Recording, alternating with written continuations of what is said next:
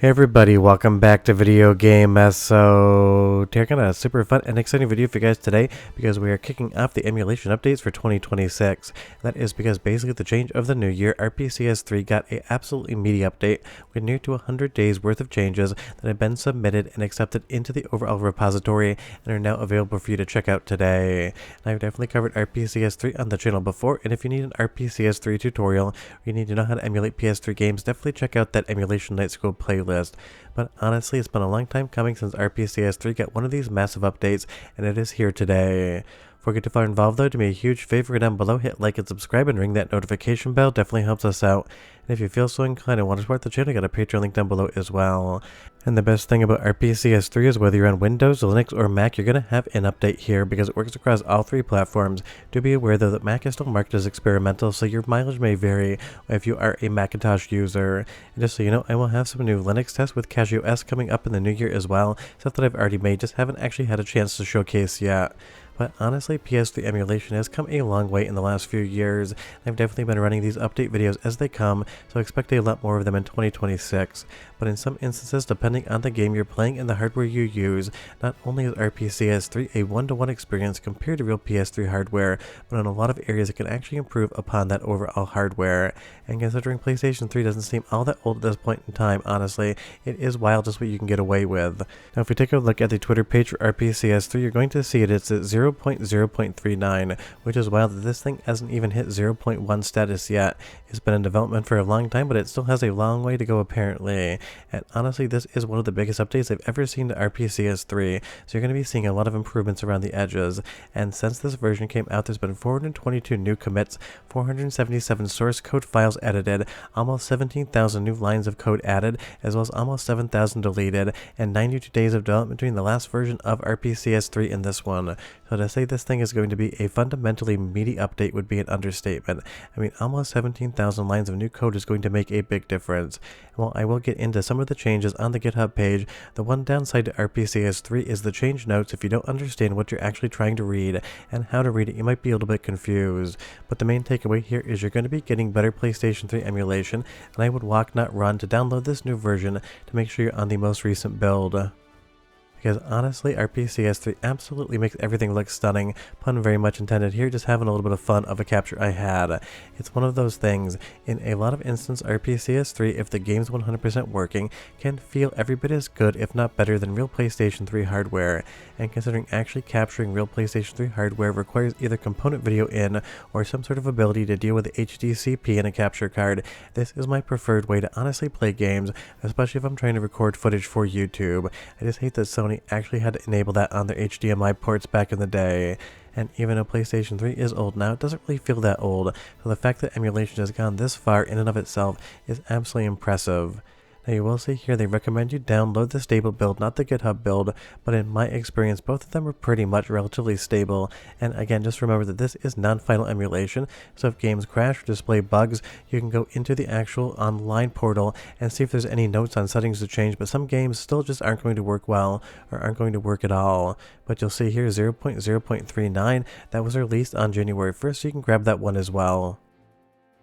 And just be aware, depending on what hardware you're running this on, you may or may not get full speed performance. This is from a test on Linux on like some very mid to low tier spec hardware, and this is Outrun 2, one of the best racing games ever made, and it wants to get close to running at 60 frames per second, but again, you do have to have a relatively decent rig if you want to get RPCS3 to run at 60 frames per second. And while I have that and all the other footage from this video is going to be 60 frames per second, I just wanted to point it out that sometimes I get comments saying, why can't I get this to run full speed? Then when you leave me your specs, I find out you're on a CPU which is like 7 or 8 years old, and this is getting close to the bleeding edge of emulation, so you're going to have a nice modern CPU with a good clock speed. You're going to want to have a good GPU as well as enough RAM to go around. Now unfortunately, if you do want to upgrade your RAM today, it's basically worth more than gold, so you might be a little bit stuck there. But when you have this thing on a high spec PC like you're seeing here with 3D.Game Hero, it absolutely excels, and it's also gotten some sound improvements on this current build as well, so go ahead and listen to the soundtrack of this game for 45 seconds, but come back because I'm going to go over a lot more of the granular changes and what they're going to mean to you and your PS3 emulation.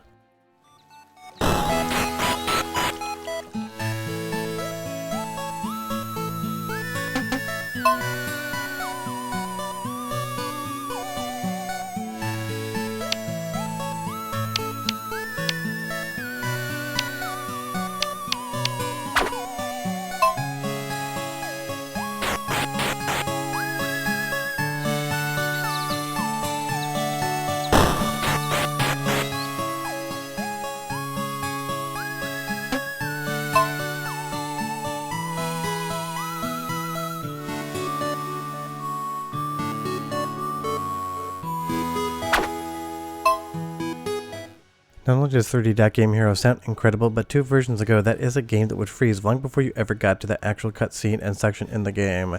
So if you want to go through the entirety of the what's changed thing, just be aware that you do have to have some technical basis in understanding what some of these things mean. Some of them, like actually fixing up some save state threads, that may make sense to you, but other entries, especially if you read the code, are going to be absolutely gibberish in all of the technical ways possible. So if you don't like reading those updates like I do and understanding how it works under the hood, just be aware that overall this is going to be a smoother PlayStation 3 emulation experience, because PlayStation 3 emulators aren't exactly the newest thing in the world. They have been around for some years now, and RPCS3 clearly is the de facto best, and it's one of those things, there's still going to be years to go in PlayStation 3 emulation development, because not 100% of the library is 100% playable with no graphical glitches, but the fact that you can even pull stuff like this off in the first place really does boggle my mind, because again, I get the PlayStation 3 is old now, but it doesn't really feel that old to me, and the fact that you can emulate this level of hardware on a modern PC, this efficiently is absolutely mind-blowing. You'll see here there's a deallocate memory early to make sure there's no memory leaks in the PlayStation 3. That would basically be some sort of overrun of the memory because it was leaking out the side. Not physically, but just in an overall memory overflow way. And there's a lot of these things in here, even I'm not 100% sure what they mean. I have to read more about them to really understand it, but you'll see there is an absolute metric amount of updates, including update submodules.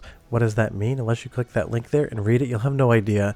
You'll just know that it means you're going to get a better experience, and that's what truly matters. And don't forget that better experience is going to be across all levels of hardware. If you're like me on your Windows gaming PC and editing PC, you're going to have a good time. But if you're on Steam Deck emulating PlayStation 3 via EmuDeck and RPCS3, you're also going to get a better experience, because a lot of these efficiencies sometimes will actually make the overall emulation experience better on low-level hardware as well as high-level hardware.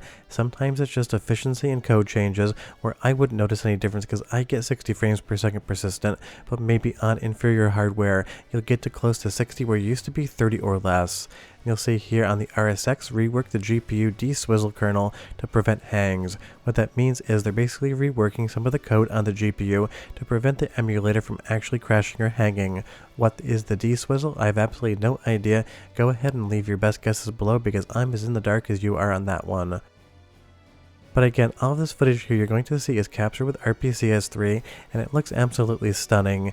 And with my PC, with a lot of the shader compilation, I can basically chew through that without having to have any hangs in the background, just because I have the extra horsepower. But don't forget, it's one of those things, the first time you run any game on RPCS3, some of the pre-compilation is going to go through, but you're still going to compile some shaders here and there. But once you play the game once, and all of the shaders are compiled, you will be fine. Let's move into the second soundtrack sample, because again, improvements in audio, and I'll be right back with a lot more.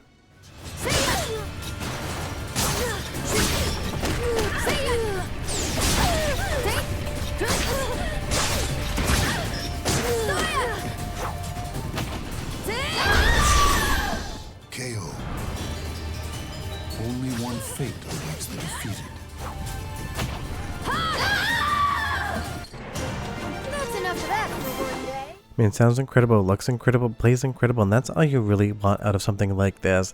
And again, this is my first emulation update video of 2026, now that we're into the new year, and I'm hoping 2026 is every bit as good as 2025 was, maybe even more so in the emulation update front, because it really does feel like we're in the middle of a brand new golden era when it comes to retro gaming emulation. And I guess at this point in time, the PlayStation 3 could be old enough to have a license, therefore maybe it actually does qualify as retro gaming. But I'm sure you guys will argue about that in the comments, because delineating what isn't retro is an impossible conversation to have, filled with a bunch of arguments.